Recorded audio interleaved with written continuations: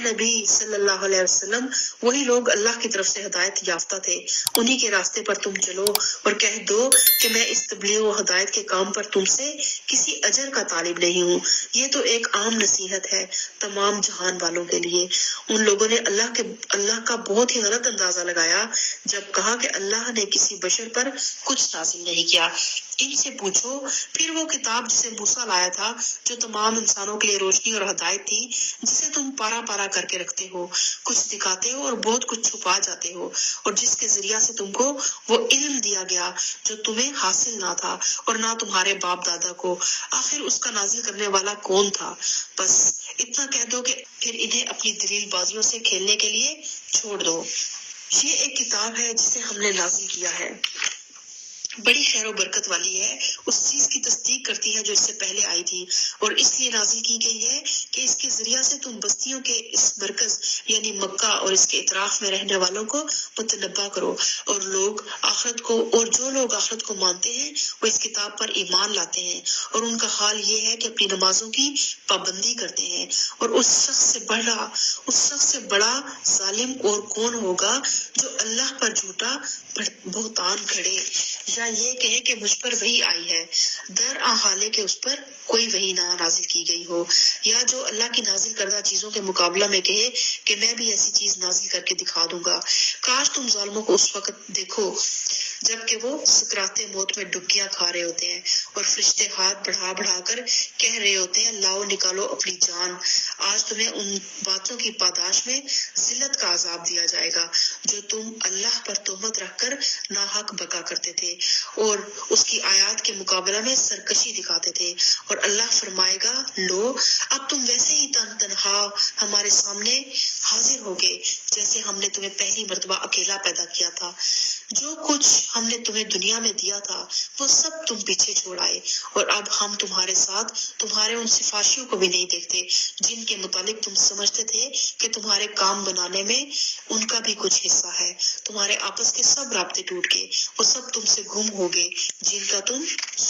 सोम रखते थे। दाने और गुठली को फाड़ने वाला अल्लाह है, वही जिंदा को मुर्दा से निकालता है और वही मुर्दा को जिंदा से खारिज करता है, और ये सारे काम करने वाला अल्लाह ही है। फिर तुम किधर बहके जा रहे हो? पर्दा शब को चाक करके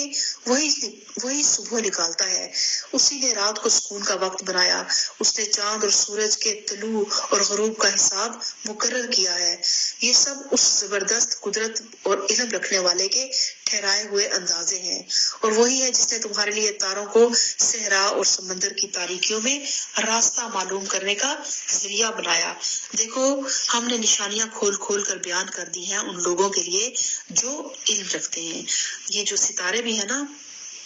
ये भी बेमकसद नहीं है, खूबसूरती का बायस तो है ही, लेकिन जब समंदर में सफर कर रहे होते हैं तो समंदर के दरमियान में ये सितारे, उससे ही माहीगीर जो है वो अंदाजा लगाते हैं कि वो अपनी मसाफत में कहाँ पहुंच गए या उन्हें किस डायरेक्शन में जाना है।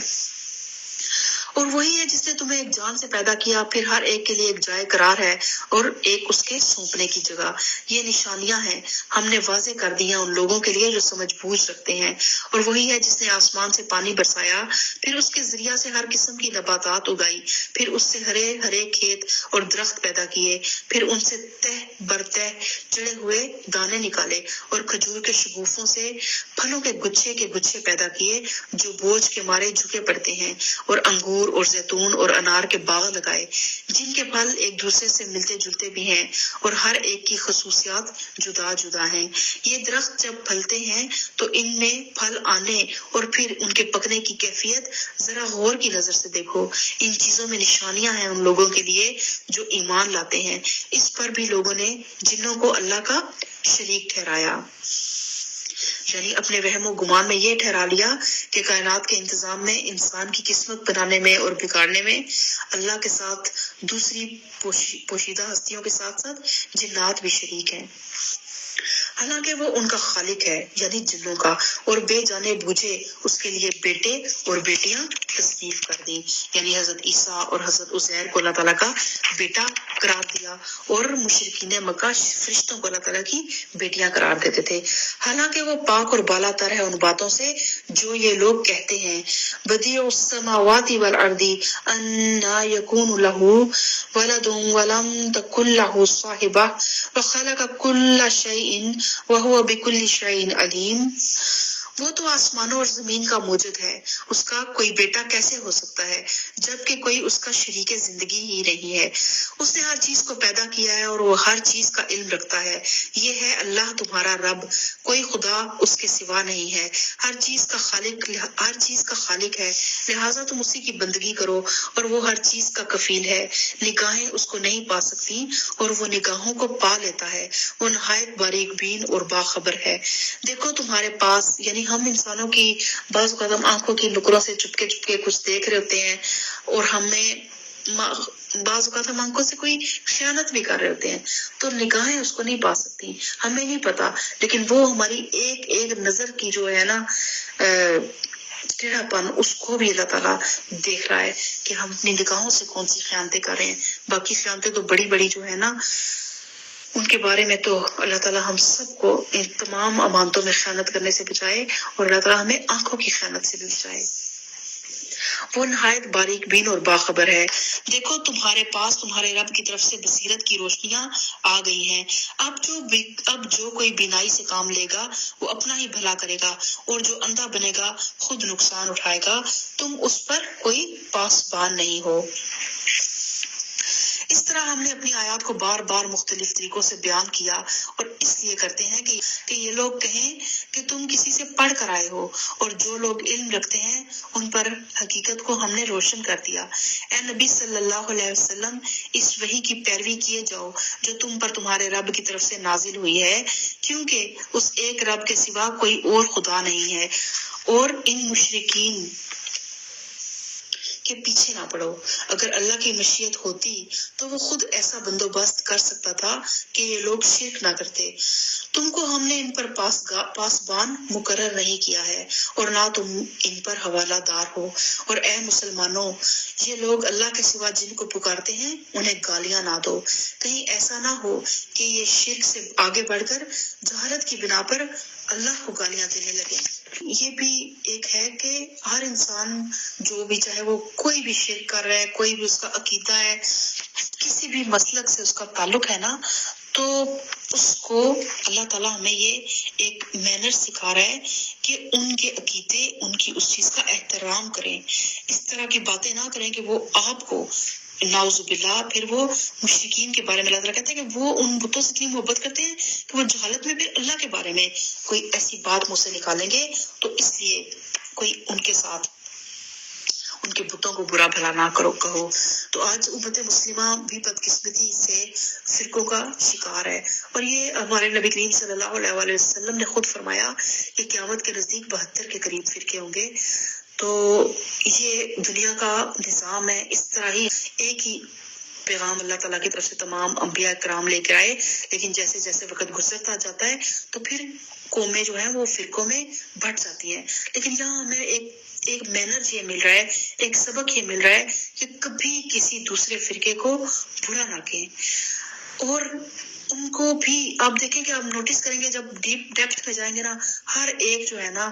کہیں نہ کہیں اللہ سے محبت بھی کر رہا ہوتا ہے، اللہ کے رسول سے محبت کر رہا ہوتا ہے، اہل بیت سے بھی محبت کر رہا ہوتا ہے، لیکن انداز ایک مختلف ہوتا ہے۔ تو بہترین انداز میں ان کو قرآن کی طرف لے کر آئیں۔ تو یہ جو بدعتیں ہیں یا جو شرک، ہم فرقوں میں کئی فرقے ایسے بھی ہیں جن میں شرک ہوتا ہے، قبر پرستی تک کی جاتی ہے، لیکن حکمت کے ساتھ ان کو اس طرف لے کے آئے، اس طرح بات نہ کرے کہ وہ تعصب میں آ کے پھر بات سنے ہی نہ۔ ہم نے تو اسی طرح ہر گروہ کے لیے اس کے عمل کو خوشنما بنا دیا ہے، پھر انہیں اپنے رب کی طرف پلٹ کر آنا ہے، اس وقت وہ انہیں بتا دے گا کہ وہ کیا کرتے رہے ہیں۔ یہ لوگ کڑی کڑی قسمیں کھا کھا کر کہتے ہیں کہ اگر کوئی نشانی یعنی معجزہ ہمارے سامنے آ جائے تو ہم اس پر ایمان لے آئیں گے۔ اے نبی صلی اللہ علیہ وسلم، ان سے کہو کہ نشانیاں تو اللہ ہی کے اختیار میں ہیں، اور تمہیں کیسے سمجھایا جائے کہ اگر نشانیاں آ بھی جائیں تو یہ ایمان لانے والے نہیں ہیں۔ ہم اسی طرح ان کے دلوں اور نگاہوں کو پھیر رہے ہیں جس طرح یہ پہلی مرتبہ اس کتاب پر ایمان نہیں لائے تھے، اور ہم انہیں ان کی سرکشی میں بھٹکنے کے لیے چھوڑ دیتے ہیں۔ اس بارے سے ہمیں یہ سبق ملا کہ توحید کا درس ہے پورے اس بارے میں، پورے اس بارے کا مضمون بہت زیادہ شرک کی مذمت اور توحید، لا الہ الا اللہ، قل هو اللہ احد اللہ الصمد لم یلد ولم یولد ولم یکن لہ کفوا احد۔ تو اپنے عقائد میں دیکھیں کہ ہمارے نبی کریم صلی اللہ علیہ وسلم جو دین لے کے آئے تھے نا، وہ کتاب ہے یہ، اور اس کے علاوہ آپ صلی اللہ علیہ وآلہ وسلم کی سنت اور آپ کی احادیث، اس سے جو بات ثابت ہے وہی دین کا حصہ ہے اور وہی عبادت ہے۔ اس کے بعد اگر ہم کوئی بھی جلوس نکال رہے ہیں، چاہے وہ 12 ربیع الاول کا جلوس ہم نے نکال دیا ہے، ہم نے روڈز بلاک کر دیے ہیں، کوئی ایمبولینس کھڑی ہوئی ہے اور وہ اس روڈ کی بلاکیج کی وجہ سے ہاسپٹل تک نہیں پہنچ سکی اور ڈیتھ ہو گئی ہے، یا ہم نے لاؤڈ سپیکر میں اونچی اونچی لوگوں کے کسی مریض کا آرام کا خیال نہیں کر رہے اور ہم نے اپنی کوئی جو ہے وہ نعرے بازیاں شروع کی ہوئی ہے، یا ہم کوئی ڈھول ٹمکے کر کے تو ان پہ وجد میں آ کے دھمالے ڈال رہے ہیں، تو ہمارے نبی کریم صلی اللہ علیہ وسلم نے ایسا کوئی عمل نہیں کیا۔ وہ ایک انتہائی پروکار، انتہائی باوقار دین ہمارے پاس، انتہائی خوبصورت دین ہمارے پاس لے کے آئے ہیں۔ تو اپنے دین کو اللہ کے لیے خالص کریں اور کوشش کریں کہ کسی بھی تعصب سے نکل کے غور کریں کہ ہمارے دین میں ہم جس بھی عقیدے پہ عمل کر رہے ہیں، اگر اس میں کوئی ایسی علائش ہے تو اس کو چھوڑ دیں اور بس آگے سے اپنی زندگی کو تو بالکل جو ہے خالص کر کے اللہ کے ساتھ ایک پکا اور مضبوط رشتہ قائم کریں اور اللہ کی رسی کو مضبوطی سے تھام لیں۔ آمین ثم آمین۔ سبحان ربک رب العزت عما یصفون والسلام علی المرسلین والحمد للہ رب العالمین۔